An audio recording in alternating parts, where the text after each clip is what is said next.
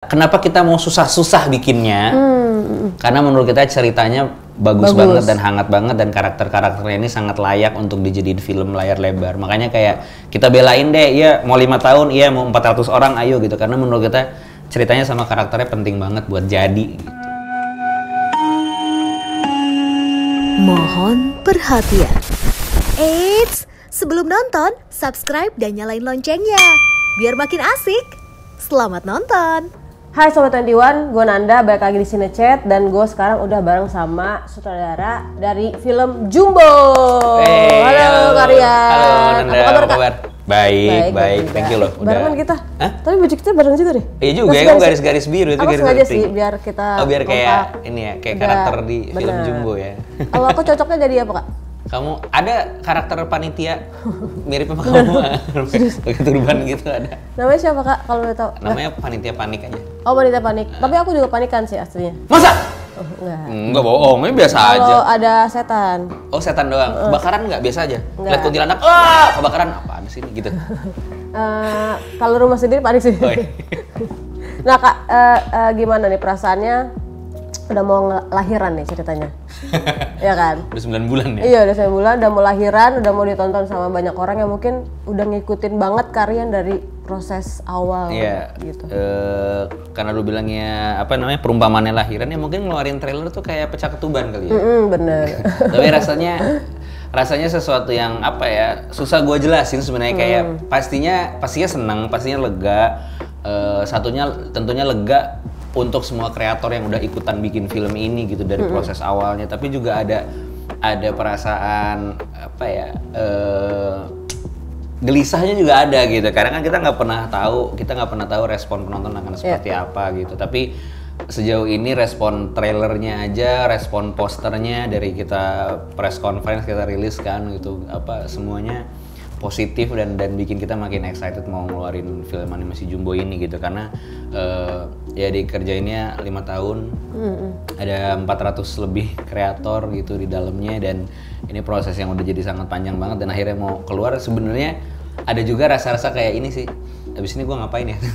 kayak kalau kita nonton serial kan seasonnya banyak, abis itu kita kayak bingung mau ngapain gitu. Sedih gitu ya? Iya, ini abis ini kayak ntar rilis juga ya seneng tapi abis itu apalagi gitu. Oh, tapi sebelum bertanya apalaginya kita tarik mundur dulu. Oke. Sebenarnya aku penasaran sih, maksudnya aku sempet lihat lah muncul lah, maksudnya Karyan di Twitter gitu kayak ngomongin Jumbo sekarang namanya macam. X. Ya sorry X. Iya, gue juga bilang Twitter. Mau lu. Terus abis itu Kak Rian kan suka nge-X ya. Ntar nge-tweet. Terus apa? Lucu deh hostnya. Iya makasih. Komedian lo, bukan? Bukan. Oh, bukan.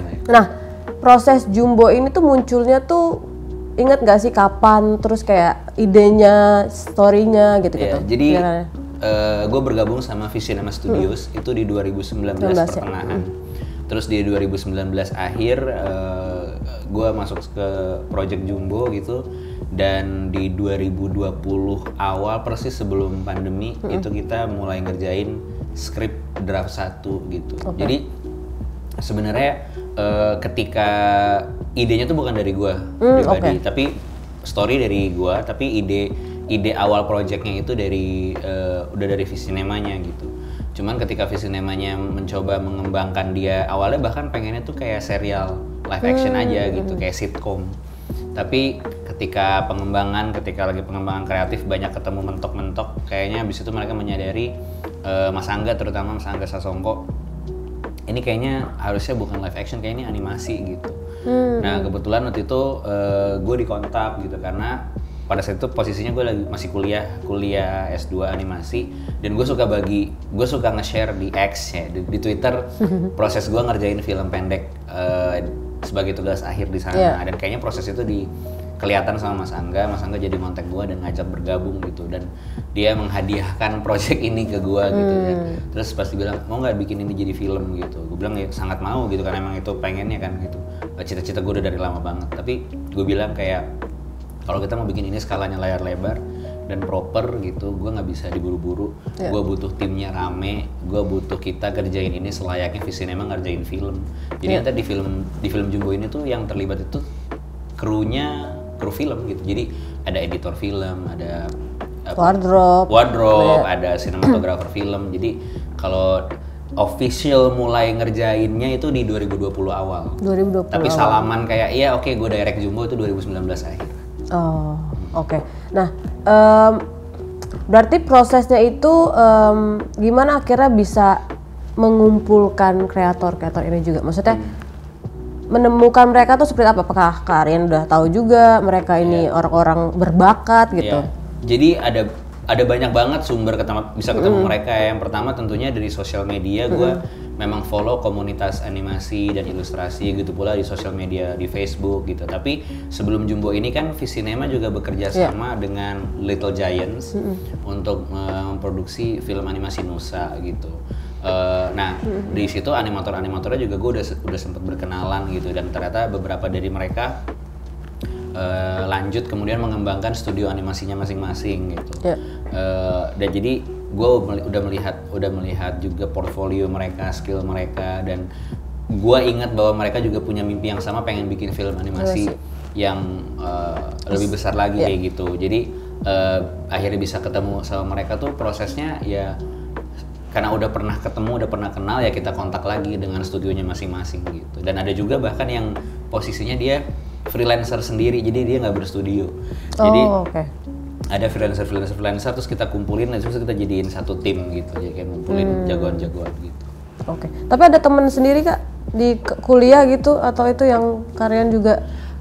Jadi production designer film ini namanya Teddy Setiawanko, itu temen gue di sosmed, temen hampir nggak pernah ketemu sebenarnya, ketemunya di project ini. Iya, gitu. teman dunia maya ya. Teman dunia maya gitu. Tapi gue tahu dia terlibat di banyak film-film Hollywood dan di produksi OTT asing gitu. Terus gue juga kerjasama sama Caravan Studio. Mereka jadi partnernya Jumbo di visual development. Jadi semua konsep artis nih yang di tembok-tembok ini yang ngerjain Caravan Studio, dan foundernya, ownernya, leadernya itu dosen gue dulu. Waktu S1 guru lagi, dosen mata kuliah menggambar. Dan dia juga alumni beasiswa yang sama yang gue dapetin buat belajar animasi. Jadi pas gue apply beasiswanya, surat pengantarnya dari dia juga. Jadi adalah orang-orang yang memang udah dekat terus terlibat juga gitu. Jadi lebih enak juga diskusi. Betul. Sama ada yang ngerjain lagu kan di film ini, Lale Ilma Nino. Nah Nino tuh kakak kelas gue di SMA gitu. Ya adalah yang cukup dekat tuh ada. Ada order-ordernya juga. Orang dalang. Tapi 400 kreator. Iya, gue juga kaget. Iya banyak ya Kak. Maksudnya apakah ada diskusinya pasti kan cukup ini ya, cukup banyak, dan itu apakah ada kayak tantangan juga buat bisa nyamain ini gitu, ide gitu? Oke. Tentu semua project punya challenge-nya masing-masing. Ya mungkin ini juga salah satu pertama film animasi pertama gue, dan gue nggak pernah nge-lead 400 orang lebih gitu. Tapi untungnya juga kita ditemenin sama project manager dan production coordinator yang sangat cekatan, sangat bagus kerjanya gitu. Dan karena kita ini animasi dan melibatkan banyak banget orang, memang dari awal tuh sebelum produksi kita udah menyamakan visi. Jadi ini semua terus kayak apa visi produser, visi director itu udah kita sampein. Kita punya waktu itu namanya ya pre-production meeting ya, meeting pra-produksi 3 hari kita lakukan, 3 hari, dan itu semuanya ngumpul jadi satu tempat. Kita kayak bootcamp gitulah, kita baca skripnya semuanya, kita diskusi sama production designernya, kita tonton storyboardnya, jadi kita tahu, kita decide tekstur dunianya kayak apa, kayak gitu-gitu. Jadi gaya animasinya, jadi begitu ke depannya tuh semua udah punya, ibaratnya udah punya buku panduan gitulah. Nah buku panduan itu dirilis setelah kita menyepakati itu semua. Jadi semua studio punya do's and don'ts-nya Jumbo tuh banyak. Jadi ada gitu. Jadi kayak geraknya Jumbo seperti apa, larinya Nurman seperti apa, geraknya Mai seperti apa, itu udah ada di satu dokumen tebal yang setiap kali mereka punya pertanyaan mereka bisa ngacu ke situ, kan itu udah disepakatin bersama gitu sih. Jadi itu meminimalisir kayak haho-hahonya gitu di tengah jalan. Iya. Tapi detail banget ya Kak. Maksudnya kalau produksi film biasa kan juga ada 3D tokoh segala macam. Ini juga ada yang kayak gitu dan pasti lebih detail lagi. Iya, karena kalau animasi itu kan bedanya sama live action, kalau live action ini kan kayak ngerekam ya. Maksudnya dunianya itu ada, aktornya ada, settingnya ada gitu. Kalau animasi itu semuanya dari nol, dari nggak ada. Harus di-create bener. Apapun yang nongol di layar tuh semua dibikin gitu. Jadi memang harus detail gitu. Artinya karena semuanya kan dikontrol ya. Ekspresi karakter, gerak badan, mulut, terus apa semuanya tuh pergerakan kamera semuanya ya di orkestrasi gitu, di desain gitu. Jadi memang mau nggak mau memang harus detail gitu. Berarti si buku yang do's and don'ts-nya ini itu aja berapa lama tuh bikinnya? Itu kita kan punya posisi yang namanya technical director. Nah dia yang harus mengcompile itu untuk bikin semua. Bikinnya saya nggak tahu persisnya berapa lama, tapi lama sih. Jadi itu kan bagian dari praproduksi kan. Karena kita banyak banget ngelakuin riset dan tes gitu kan. Gini kita pengen tahu misalnya nih Don tuh karakter utamanya dia agak chubby gitu kan. Nah itu kan masih tahu gitu, kayak tangan dia tuh bisa sampai seberapa sih, terus atau kakinya tuh kalau lari bisa sejauh apa, itu masih dites gitu. Sampai kita nemu, oh iya limitasinya mungkin kayak Don tuh nggak bisa tangannya sampai kayak gini banget, misalnya kayak gitu-gitu tuh dites, dibikin, dites, dicatat kayak gitu. Jadi kayaknya hampir berapa bulan lebih gitu lah bikinnya. Keren banget sih. Tapi itu nggak boleh dibagi-bagi. Iya. Iya, rahasia kami semua kami cek gitu. Tapi aku kayak Messi, maksudnya nggak tahu segitu susah ya guys. Harus nonton, susah loh bikinnya ini. Iya, tapi bukan masalah hanya kalian harus nonton bukan hanya karena ini susah bikinnya ya, tapi lebih ke gini, mindsetnya adalah kenapa kita mau susah-susah bikinnya?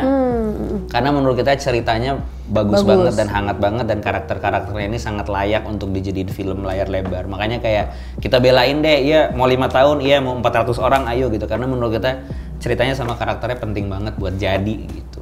Tapi sepanjang 5 tahun itu ada nggak sih Kak kayak turun naiknya, kayak ibarat iman kan kita turun naik ya. Tapi 5 tahun kan panjang gitu. Ada kayak bisa nggak ya, jadi nggak ya? 5 kali lebaran. Ada pasti, nggak mungkin nggak ada ya, namanya proses kreatif dan kita berproses gitu ya. Jadi pasti akan ada saat-saat dimana kita putus asa sih enggak, tapi kayak aduh gue bisa nggak ya mempertanyakan kayak gitu, atau kayak ini barangnya akan jadi bagus apa enggak ya. Tapi mungkin di dalam, kalau di dalam gue pribadi nggak pernah sama sekali terlintas untuk quit, untuk berhenti itu nggak pernah, karena memang ini yang gue pengen dari lama banget gitu, pengen bikin film animasi itu udah dari cita-cita gue dari kecil gitu. Tapi juga ngelihat semangat para kreatornya sebenarnya gitu, mau nge-push limit berkreasinya gitu, pengen menghadirkan sesuatu yang mungkin film animasi di Indonesia, bahkan di film Indonesia belum pernah ada gitu. Jadi ngelihat mereka juga, gue nggak mau juga kayak masa gue nyerah sih, orang merekanya aja segini passionnya gitu. Dan sebenarnya lebih kepada ini juga ya, kan prosesnya tuh berlapis ya, dari skrip, habis dari skrip jadi storyboard, dari storyboard dibikin kayak di tembok ini ada konsep art namanya, terus ketemu cast. Nah setiap kali ada fase-fase itu tuh ada nyawa baru gitu loh, dan kayak pas skrip kita cuma taunya tulisan, tiba-tiba pas jadi kayak gini, wah makin kelihatan gitu dunianya. Oh filmnya jadi makin kebentuk makin kebentuk. Apalagi pas ketemu castnya gitu, kayak ketemu castnya, gue casting, gue suruh mereka baca, mereka kayak makin hidup gitu kan. Begitu lagi masuk fase berikutnya selalu ada hal-hal baru yang bikin kita kayak, oh ya ini worth it nih, yuk kita kerjain gitu. Dan itu juga selalu gue share, kayak animator tuh ya, kalau ngerjain tuh dia nggak akan bisa lihat finalnya kayak apa, belum pakai lighting, belum pakai apa gitu. Tapi karena gue tahu mereka ngerjain shotnya gitu, kadang-kadang gue pas udah selesai di render, udah jadi gambar yang bagus, gue kasih lihat nih shot lo nih yang lo kerjain. Oh serius lo kayak gini? Ayo gue bikin lagi gitu. Kayak selalu ada hal baru ketika kita ngelihat ada proses setelahnya gitu loh, ada progres. Pada progres tuh bikin makin kayak wah gitu. Oke, ayo semangat lagi. Iya gitu bener. Ya kayak lo lagi diet lah, terus lo lagi timbang tiba-tiba angkanya turun, kan ada kayak berhasil nih, ayo udah lanjut lagi gitu kan, dari berapa turun berapa kan, oh berhasil gitu, sama lah kayak gitu. Tapi sebenarnya kayak 5 tahun itu tuh emang karena proses dan tingkat kesulitan yang susah, atau ada alasan tertentu sih kayak yang sampai bikin akhirnya tahun ini udah siap gitu? Betul, sebenarnya yang bikin beda itu adalah karena ini kan film animasi ya. Jadi kalau bisa dibilang dibandingkan sama film live action, itu memang dia secara sifat dasarnya tuh udah beda, mediumnya tuh cara membuatnya beda. Kayak tadi gue bilang, misalnya kayak interview ini nih live action kan, artinya kamera lu tuh hanya merekam, kitanya udah ada gitu. Jadi kita berada di dalam ruang dan waktu yang sama. Kita ngomong 1 detik, yang kerekam ya 1 detik gitu. Dan misalnya kayak kamera nih teknis banget ya, tapi kan kamera kan punya speed. Speednya kan 24 frame per detik. Artinya 1 detik video itu kan ada 24 frame gitu kan. Nah, tapi kan dia bisa langsung menghitung karena yang terjadi berbarengan. Sementara animasi itu sifatnya tidak ngerekam. Dari gue bilang semua dibuat kan, lu tadi juga bilang semua di-create. Nah, sayangnya, bukan sayangnya ya, tapi kan karena dia dari tadinya nggak ada, ketika itu harus jadi video kan ada proses yang namanya rendering, ya kan? Jadi kan prosesnya gambar itu, frame itu akan dihitung sama komputer, habis itu dia render, kemudian itu jadi 1 frame video gitu. Nah, ketika di animasi, ketika proses rendering itu terjadi, komputernya harus ngitung semuanya yang ada di dalam shot itu. Misalnya ada Nanda, ada gua, tapi ini animasi nih. Nah itu software ngitung kayak ya Nanda pakai sepatu apa, kaos kakinya apa, celananya apa, ini mejanya bahannya apa, semua dihitung. Selesai semua datanya dihitung, kerender jadi 1 frame. Baru jadi 1 frame. Sementara kalau gue pengen bikin 1 detik animasi kan gue harus mengulang proses itu 24 kali gitu. Jadi itu yang bikin lebih lama gitu, karena 1 frame aja, maksudnya dengan level gambar yang mau kita capai di film Jumbo ya, itu 1 frame tuh ngerendernya bisa 40 menit sampai 50 menit 1 frame. 1 frame? Ya, jadi kadang-kadang kayak 1 shot tuh bisa selesai 3 hari, 4 hari jadi 1 shot. Berarti listrik mahal ya, Kak? Tadi kan Kak Rian udah disebut juga tuh bagaimana tiap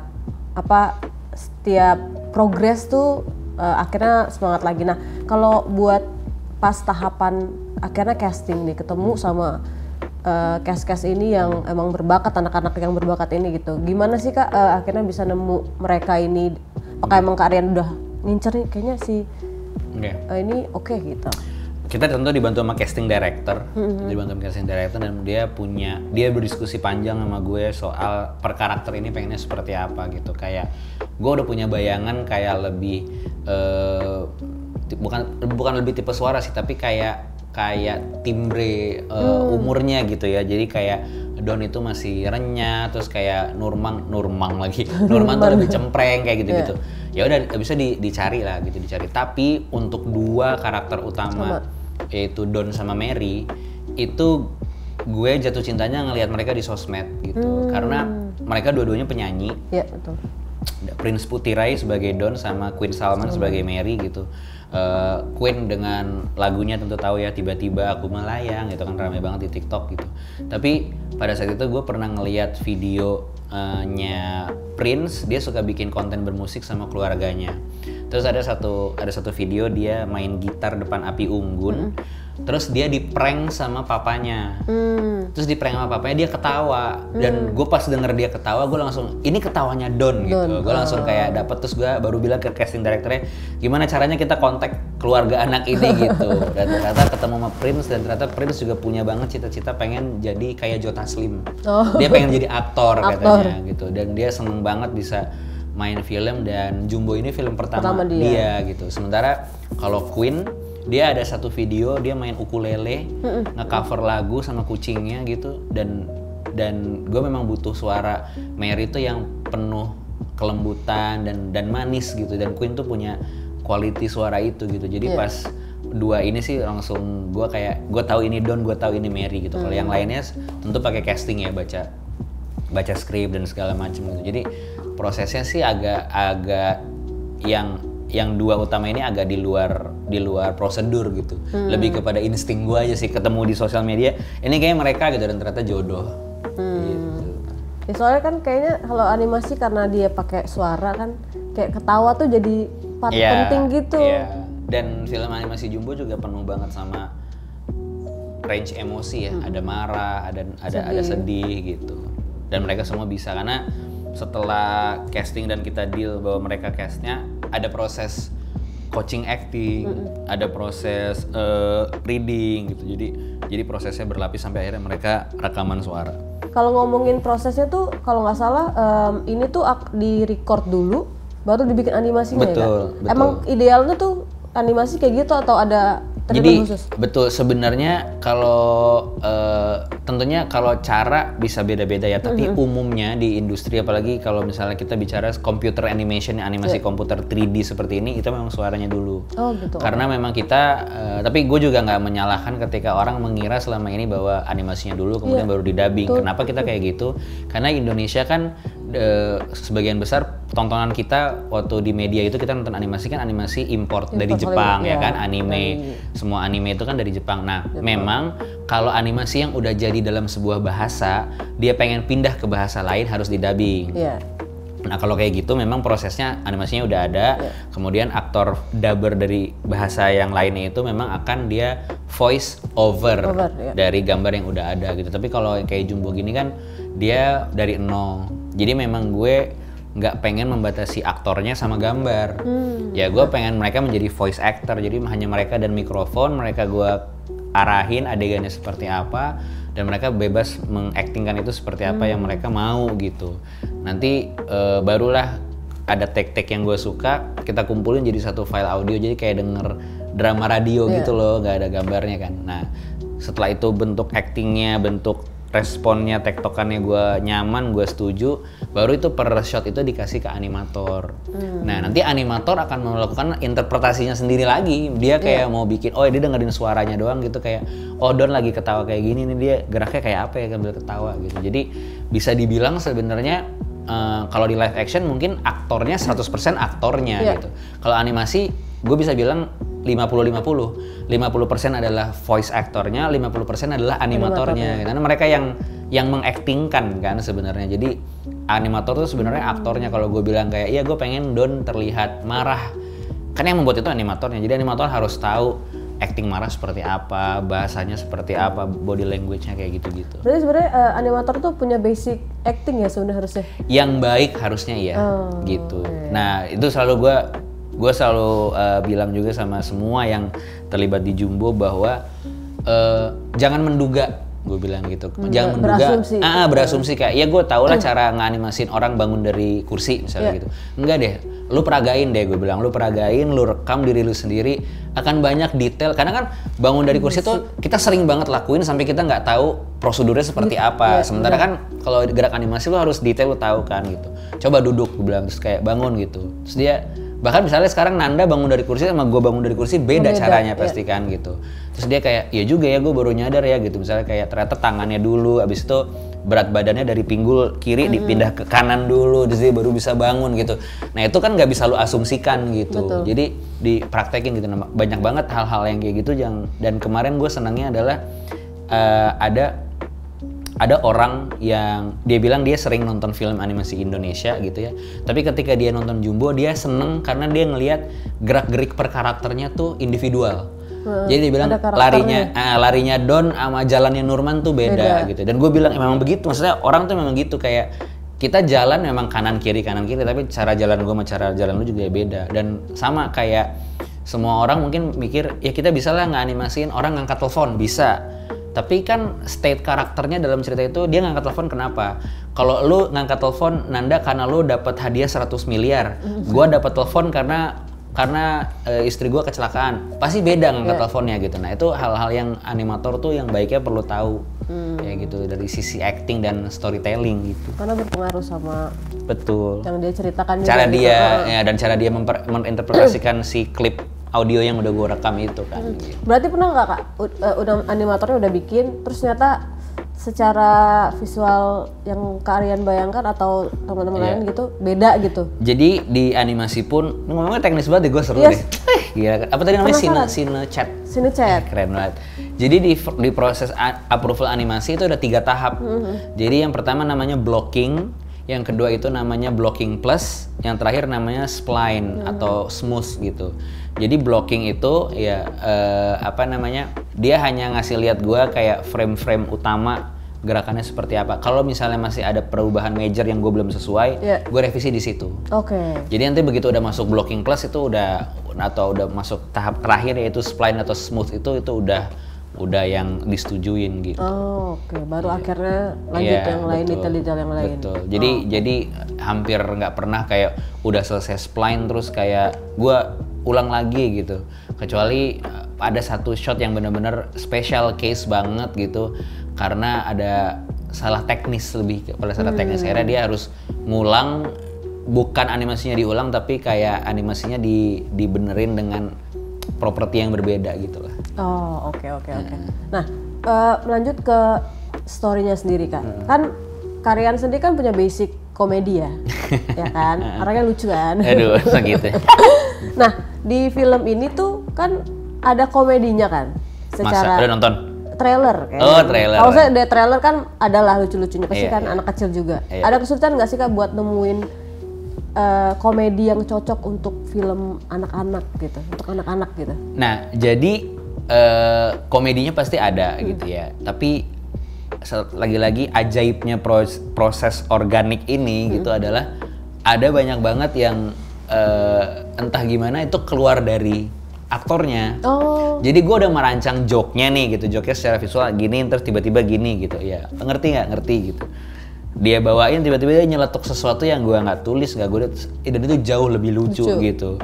Bahkan kadang-kadang gue harus nahan supaya suara rekamannya tuh nggak bocor ketawa gue kan, harus bersih suara dia kan gitu. Ada Prince Putirai sama Graciela Abigail yang jadi Mai itu banyak banget kayak ngasih celetukan, bukan improv ya, tapi mungkin karena mereka menjadi dirinya sendiri gitu.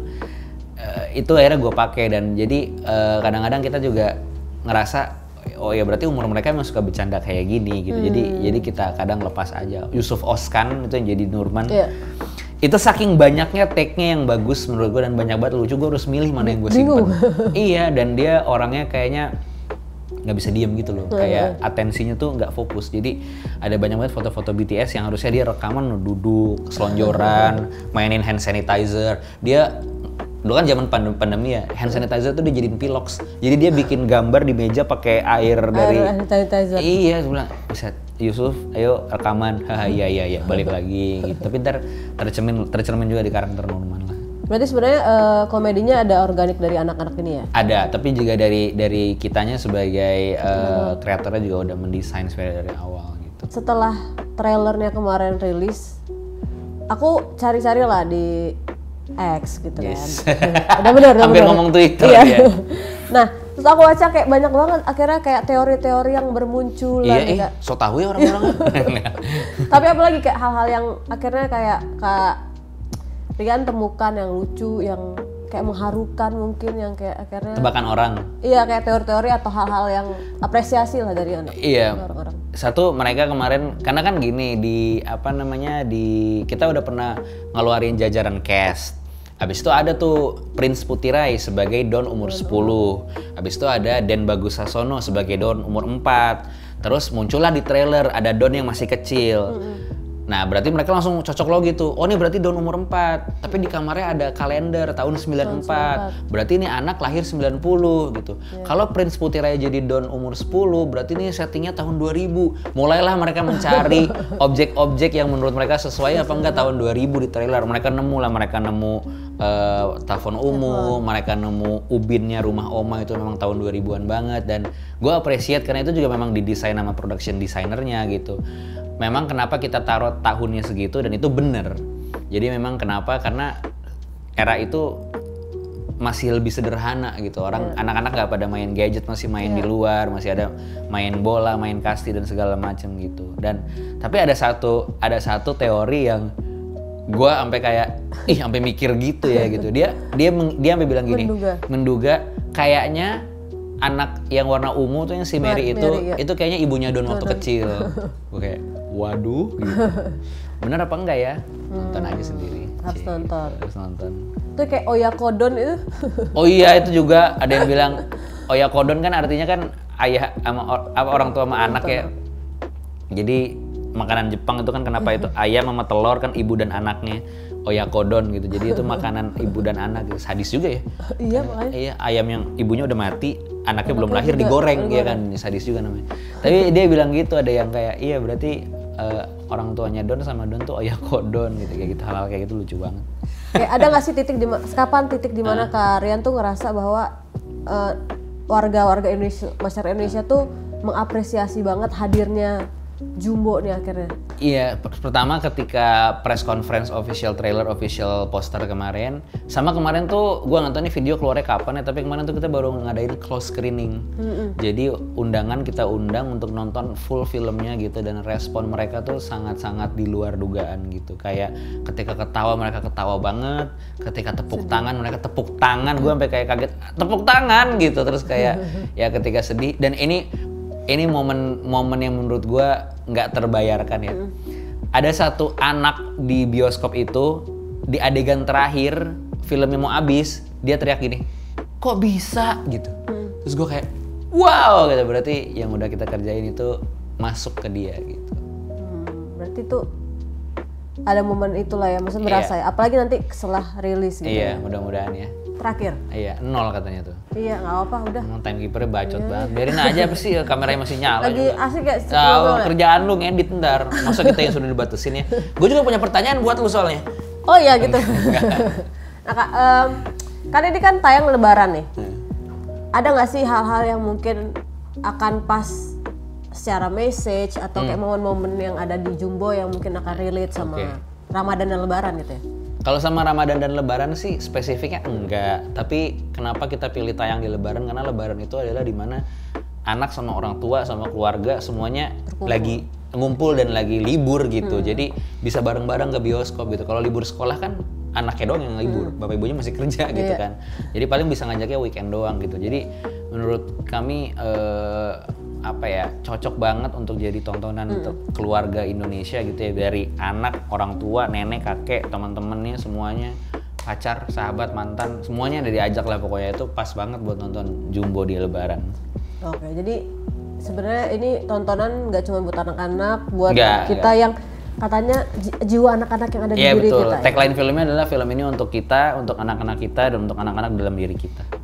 Oke, itu perasaan Kak Rian pribadi itu mantra yang kita ulang-ulang dalam proses produksinya gitu, bahwa kita juga tahu selama ini punya banyak banget anggapan umum bahwa film animasi itu buat anak-anak doang gitu, dan tapi terbukti ketika kemarin close screening pada nonton gitu, banyak banget orang dewasa yang menemukan hal buat mereka dalam film Jumbo gitu. Oke, terima kasih Kak Rian untuk wawancaranya hari ini. Cinechat, thank you. Oke. Semoga akhirnya pada tahu ya, maksudnya banyak kan orang Indonesia yang awam sama animasi gitu-gitu. Jadi kayak mungkin jadi tahu teknisnya, walaupun agak bingung juga ya kebayangin. Gampang lah, cuman lama aja. Iya, boleh ingetin buat nonton Jumbo di Lebaran di Cinema 21. Teman-teman jangan lupa di liburan Lebaran tahun 2025 ini semuanya ke Cinema 21 untuk nonton film animasi Jumbo hanya di bioskop. Oke, terima kasih. Thank you. Asik kan videonya? Jangan lupa like, subscribe, dan komen ya. Sampai jumpa di video selanjutnya.